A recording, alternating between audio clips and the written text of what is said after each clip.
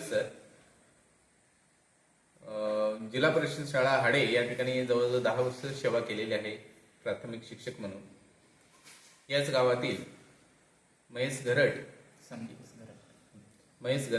संतोष गरड यांनी स्वतःचा बिझनेस सुरू केलेला आहे अतिशय मेहनतीने, आणि त्याचबरोबर चांगल्या क्वालिटीचा फरसाण तयार करण्यासाठी त्यांनी पालघर या ठिकाणी जाऊन स्वतःचा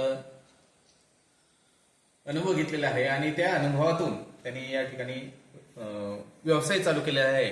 यामध्ये सगळ्यात चांगल्यातल्या चांगल्या तेल आणि बेसन, जे सम्राट बेसन आहे त्या बेसनापासून त्यांनी फरसाण जे आहे ते फरसाण चालू केलेलं आहे.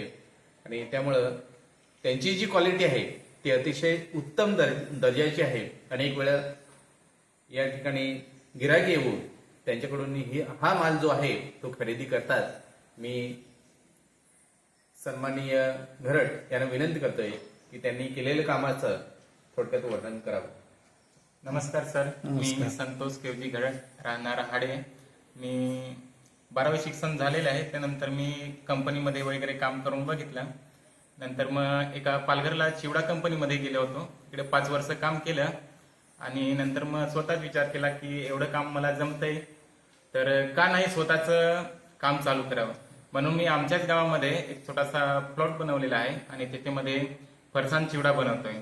तर मी कोणतेही मिक्स न करता ओरिजिनल बेसन आणि सोयाबीन तेल किंवा पामोलिन तेलचा वापर करून चिवडा बनवतोय. त्याच्यामध्ये भावनगरी, साधा सेव, स्पेशल मिक्स, नवरत्न मिक्स, मकई चिवडा, शंकरपाली असे विशिष्ट प्रकारचे चिवडा बनवतोय.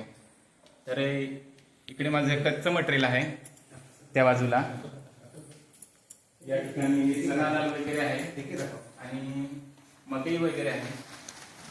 इकडे हा कच्चा माल आहे आणि बेसन वगैरे, बेसन तर सध्या संपलेलं आहे.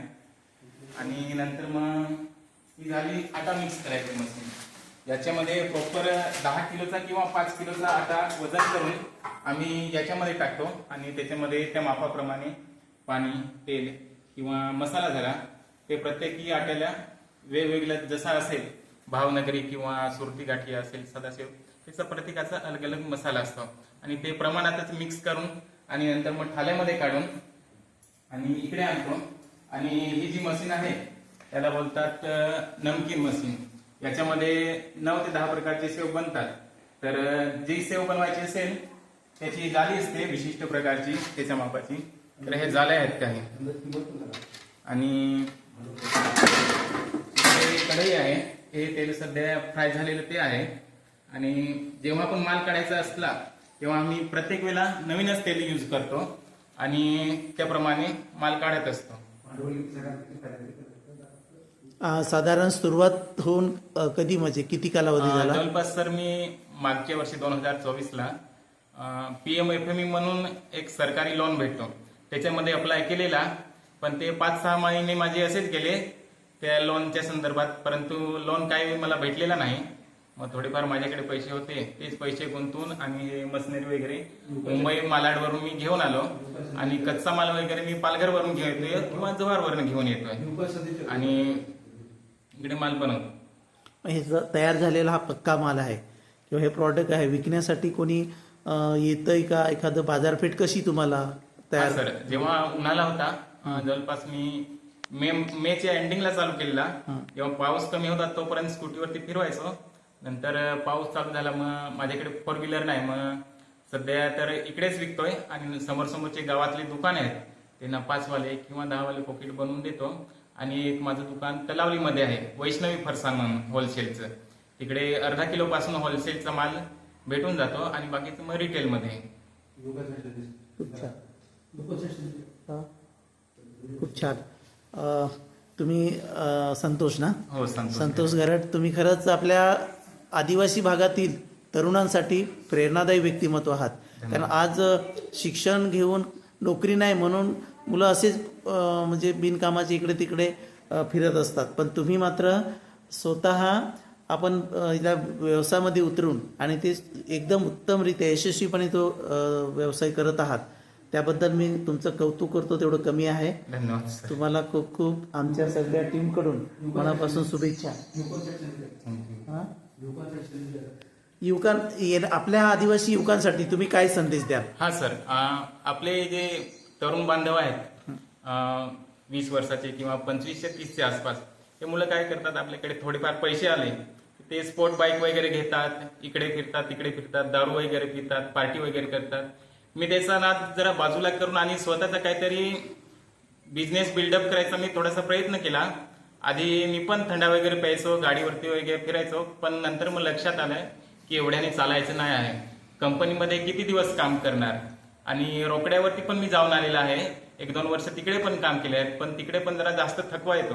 म्हणून विचार केला की थोडेफार पैसे आहेत तर मी PMFM मधून लोन करतो, पण ते शक्य झालं नाही. पण 1.5-2 लाखामध्ये एकाच वर्षात मी हे प्लॉट सुद्धा बनवलेले आहे. म्हणजे हे एवढं हॉल आहे ते फरसांसाठी, आणि मशिनरी पण घेऊन आलो आणि कच्चा माल पण घेऊन आलो. आणि सध्या प्रयत्न चालू आहेत की याच्यापेक्षा अजून मोठा प्रयत्न करू. फॅक्टरी स्वरूपात 5 वाले वेफर्स वगैरे असतात, त्याच्यासाठी माझी धडपड चालू आहे सध्या. मी एवढंच सांगू शकतो तरुणांना की मी पण स्पोर्ट बाईक घेतली असती, मजा केली असती, पण ते आयतेच पैसे परत कामावरती जाऊन आणि ते गाडीमध्येच गुंतवायचे. त्याच्यापेक्षा मी असा विचार केला की थोडेफार पैसे लावून आणि मला पैसे घरात येतील चालेल, याचा मी विचार केला. आणि ही फॅक्टरी परत मी मोठी करेन याचा प्रयत्न नक्की चालू राहील. थँक्यू सर, धन्यवाद. वा वा वा वा, एक नंबर. खरंच आज आम्ही आदिवासी आपले वादक त्यांच्या भेटीला आलो. थोडी पण कल्पना नव्हती की तुम्ही एक चांगले उद्योजक किंवा ग्रामीण भागात तरी अशा पद्धतीचं हा व्यवसाय सुरू करून तुम्ही एवढे आशावादी आहात किंवा अजून खूप मोठे प्रयत्नशील आहात. हे तुम्हाला तुमच्या ह्या सगळ्या प्रतिक्रिया ऐकून, हा व्यवसाय बघून आम्हालाही खूप आनंद वाटतो. नक्कीच येणाऱ्या काळात तुम्ही एक आदर्श असणार आहेत आपल्या युवकांसाठी. आम्हा सर्वांकडून तुम्हाला या व्यवसाय तुम्ही यशस्वी होण्यासाठी भरभरून शुभेच्छा देतो. Thank you sir. धन्यवाद. हा,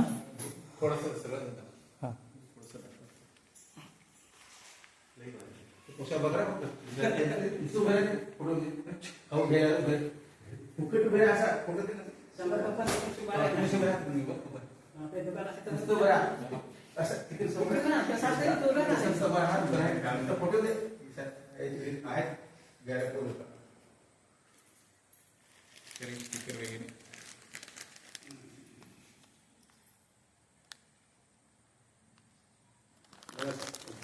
खूप छान.